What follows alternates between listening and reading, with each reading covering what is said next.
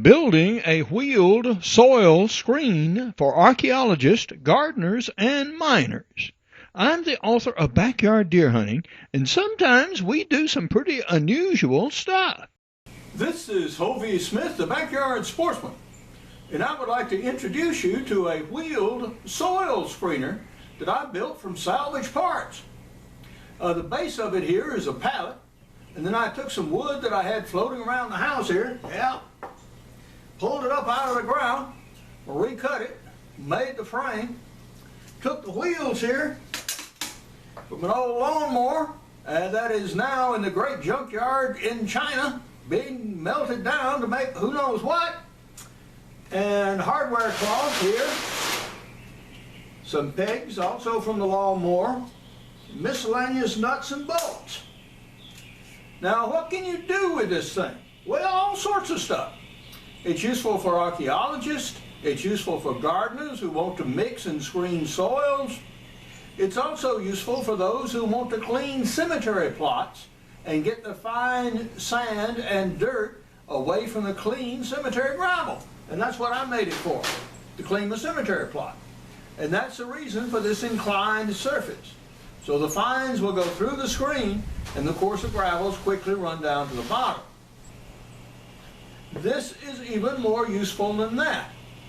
Not only do you have wheels on the front so you're able to move it from place to place easily, you're also able to elevate the rear end. Yeah, so you could even make it a horizontal screen if you wish. Just block it up with concrete block. So, I've got some pegs up at the top. Those are steel. Those were rods cut from the lawnmower so that I can remove this screen and easily replace it. So the screen itself is not tacked down to the frame. There. Comes off. And there you have the frame, including two holes here made by carpenter bees in my salvage wood, but okay. That is solid stuff, guys. That's not going anywhere. And that's all there is to it. I do have a 2x4 in front for an added brace. I have a 1/4-inch bolt up there. Some nails holding the brace. These are nailed and screwed together, and I mean, this is not going anywhere. But what this does is support the middle of the screen so that you don't have a great bow in the screen right here in the middle. And it stays relatively flat. That is also the reason for the heavier hardware cloth on the bottom, so that your screen stays more or less flat, even after you use it for a while. In addition, there is the possibility of attaching a handle even. This again was salvaged from the old lawnmower.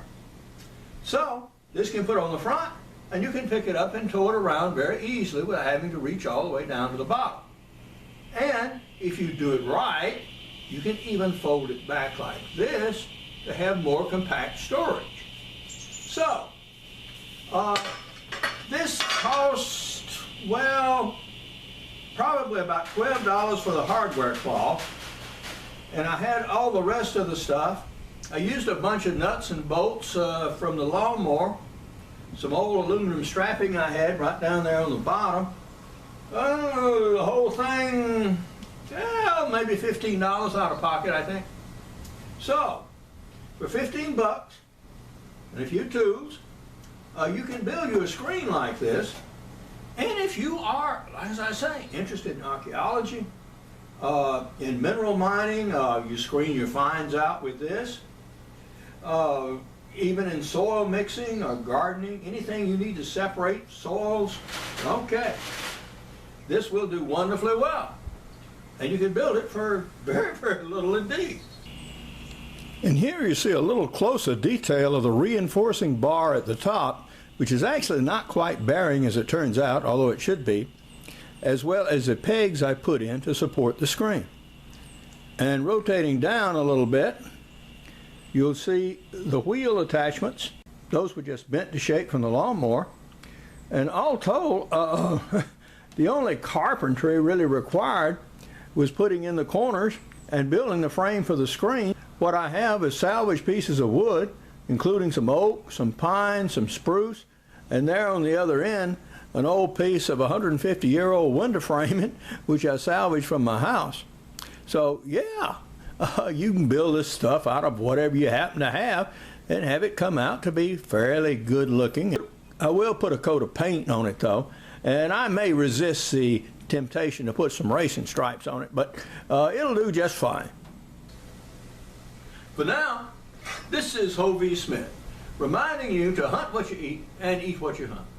Be legal, be ethical, be safe. Goodbye, God bless, and see you next time.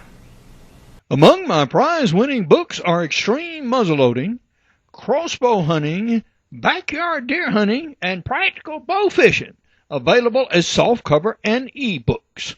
I also have an 8-book ebook series out for 2013-14 on muzzleloaders, including hunting big and small game with muzzleloading pistols. Now, this screen could be of any size, but the pallet provided a convenient platform for loading in my truck, and the screen's height was made so that it would clear the top of my truck's bed cover.